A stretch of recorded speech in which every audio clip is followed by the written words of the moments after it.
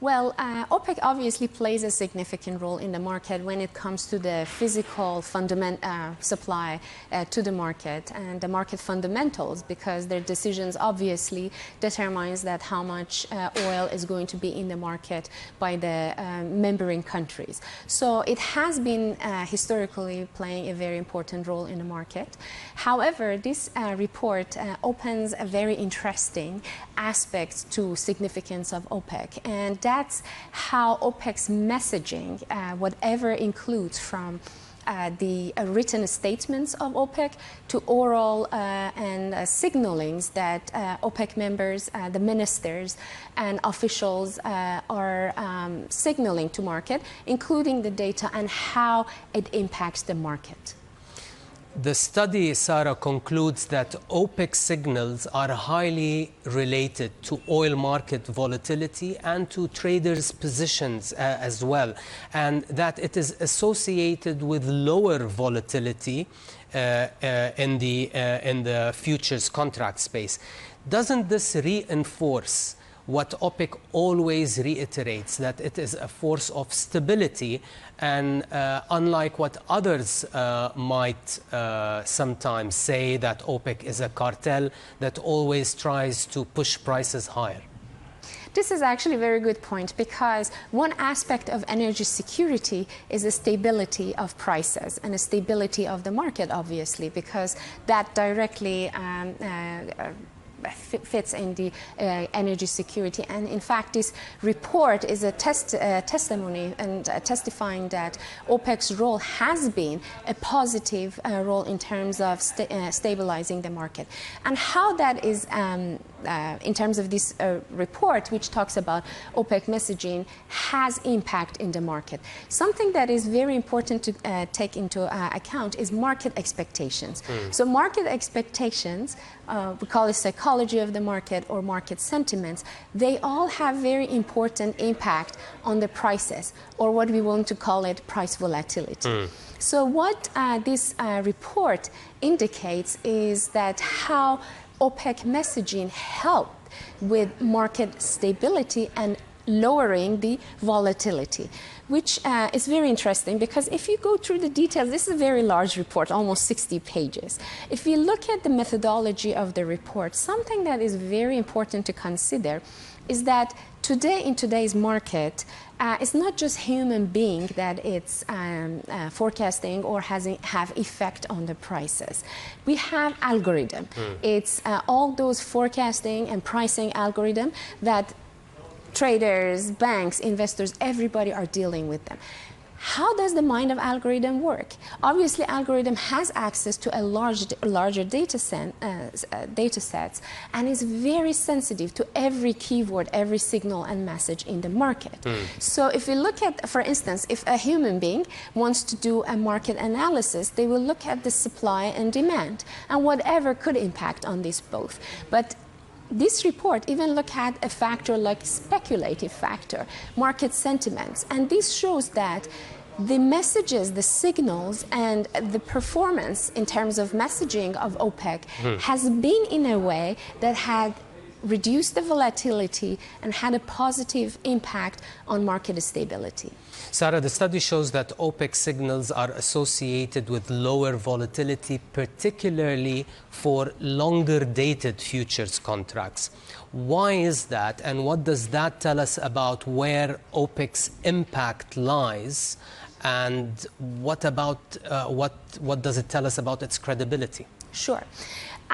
If I just want to say generally on a base case, usually the longer we go on a timeline, the volatility reduces, because we have less factors, less expectations that and sentiments that could create volatility. So that's part of a natural process. But again, going back to OPEC's role, I think there are so many important factors to consider.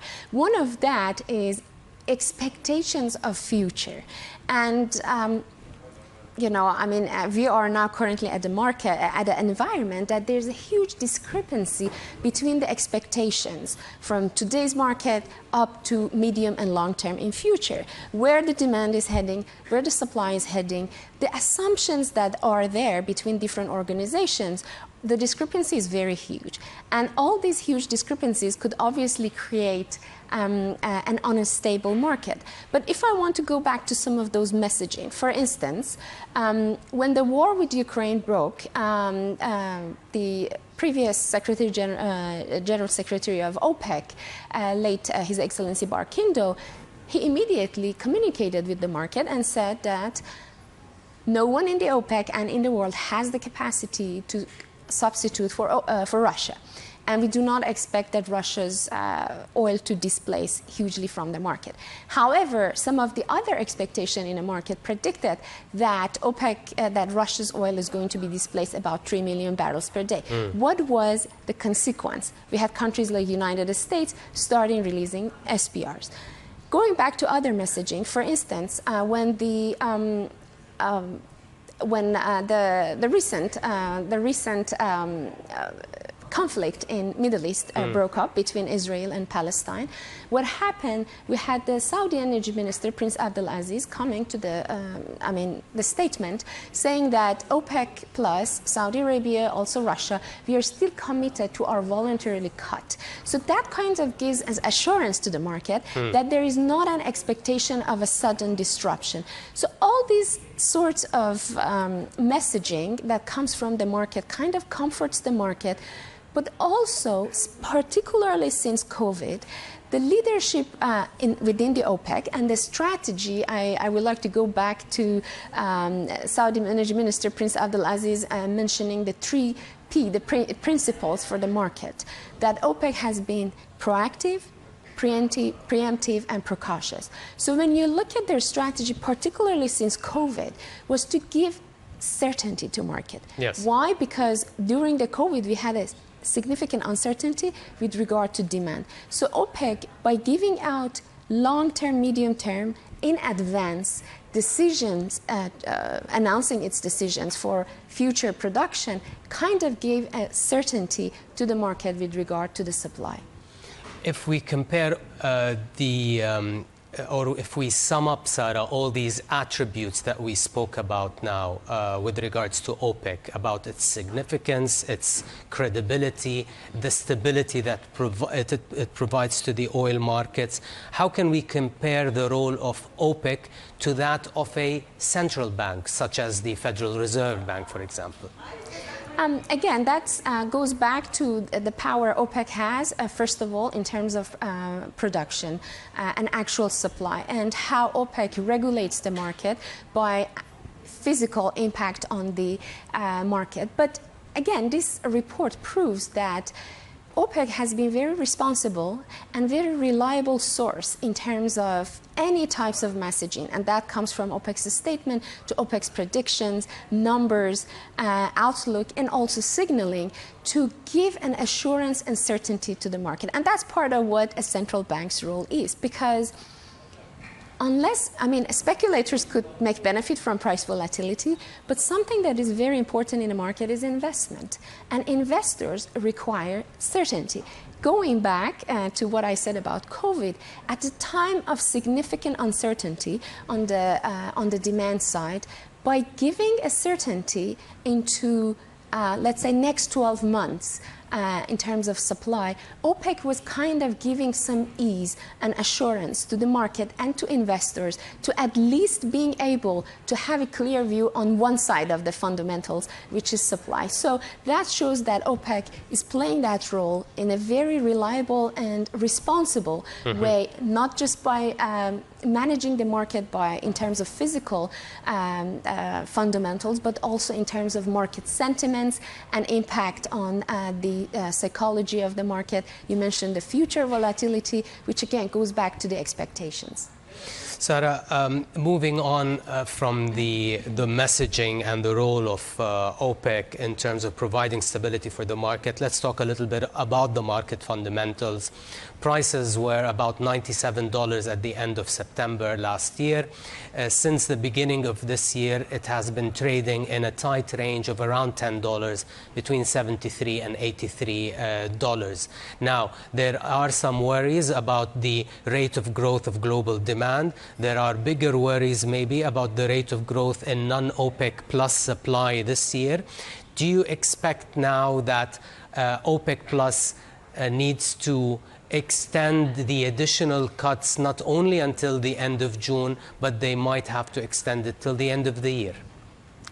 So something that is interesting that I like to mention here is that I like to go back to 2019 because we are talking about signaling and messaging. The first, I remember the first speech of Saudi energy minister in the World Energy Congress.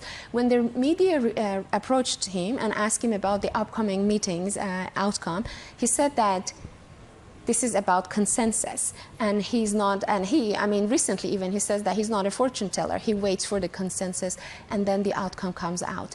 And with regard to what you talk, it's very hard to predict what would be I mean, there could be expectations. I can't tell you my expectations. It could just be another expectation in the market.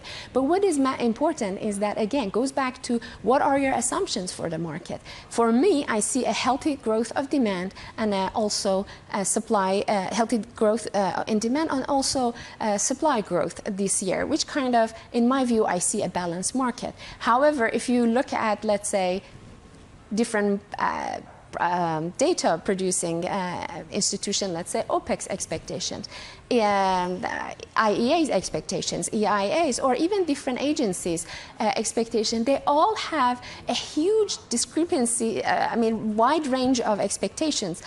One expects a demand growth of 1.1 million barrels per day. One expects 2.1 million barrels per day. So depending on where you go, you can have different expectations. But I follow that guidelines of not predicting, because I cannot, I'm not a fortune teller. But I would say what we just learned from this paper, we could be assured that OPEC constantly monitors the market, and that's what specifically they started as their strategy since COVID. They are more regularly monitoring the market, and they adjust their production with the market needs. And I would say that, just conclude my remarks by saying that OPEC has been successful in, I mean, based on reports, to create certainty and stability in terms of volatility in the market, while managing to be very unpredictable.